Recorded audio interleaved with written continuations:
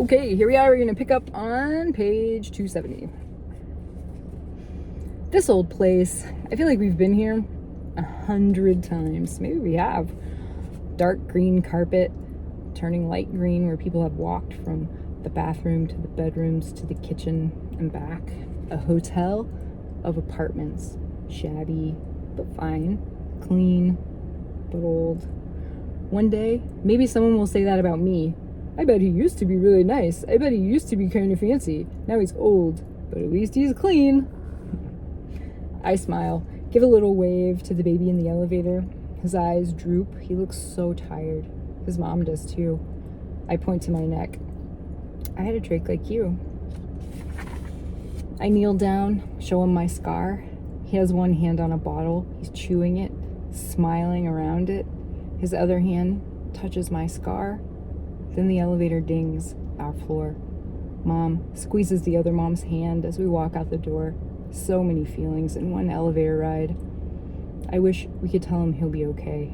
I wish we could be sure. So here's a little note about that part. This is describing a hotel that in real life we used to stay at a lot in Cincinnati when my son had a trach and we would go up there. And there was a moment in the elevator once with a mom who had a much older, like a teenage son who had a trach, and Isaac still had a trach, and she grabbed my hand in the elevator, and her son had a nice little moment with Ike when he was in a stroller, so I took that real moment and molded it to fit it in this book, made Levi the older guy. We always come to the zoo.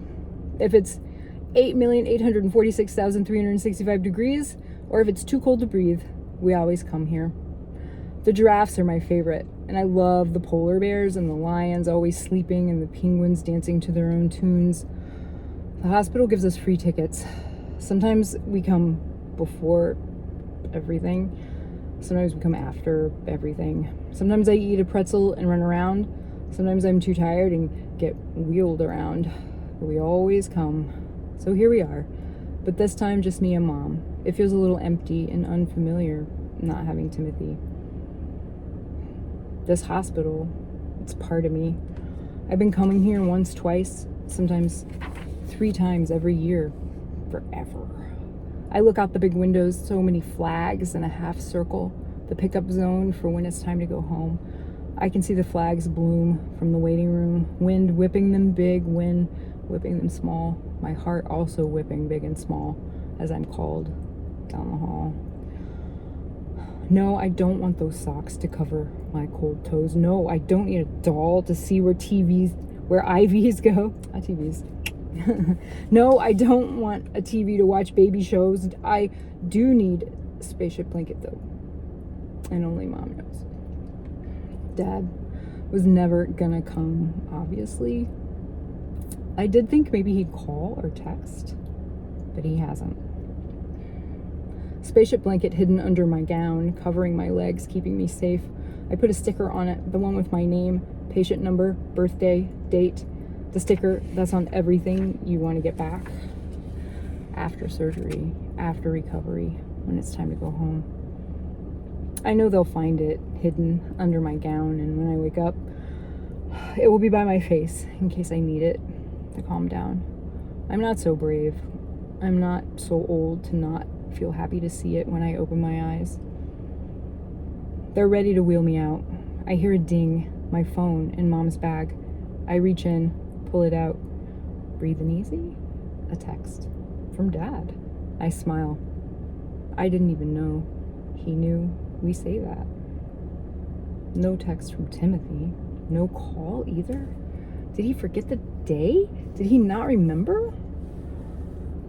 Before I open my eyes, I am awake. My throat hurts bad, scratched raw from tubes and probes. The room tilts. My stomach flip-flops. The toughest part of being knocked out, when you have to wake up. I try to move my hands so I can move spaceship blanket in case I barf. Maybe I moan. Maybe I'm moving too much. I feel hands on me, soft voices. Oh, look, he's up. I try to talk, but my throat is too dry. Levi, open your eyes. I push through the fog, wade through the storm, swim up from the bottom, try to resurface, reform. And then, when I make my eyes open, I feel them go wide because on the other side of the bed is Timothy, holding his journal, where he's written in big letters, "Surprise!" How? It's the first word I manage to stammer as Timothy hands me blue juice and a straw. I take a sip. My throat comes alive. "How?" I say again. I bought a plane ticket. Just one way. I couldn't stand being at home. Dr. Sawyer smiles. "Waking up, Levi?" I nod. "Look at that oxygen level." He taps the monitor. It blinks 99%. "That," he says, "is a thing of beauty." Just like this. He holds out 2 photos. Pink circles, gooey and gross. "This is your airway, before and after. Just had to get my laser and zap the scar tissue. Here, and here, and here. Now you're good as new, Levi. I could roll a bowling ball through your throat." "Ouch," I say. He laughs. "Everything really does look great." He takes Mom's hand. "I know you were worried, but this was routine, no big deal. After those zaps, Levi has one of the biggest, clearest, reconstructed airways I've ever seen." He turns to me now, his smile taking up his whole face. "You've always been such a fighter, and I hear you're fighting still. But this time, in the ring?" I nod. "And you're thinking of going away to school?" I nod again. "Your mom wanted me to tell you.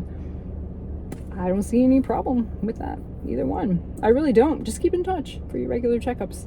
He shakes my hand. I shake it back. "Thank you for letting me be your doctor, Levi.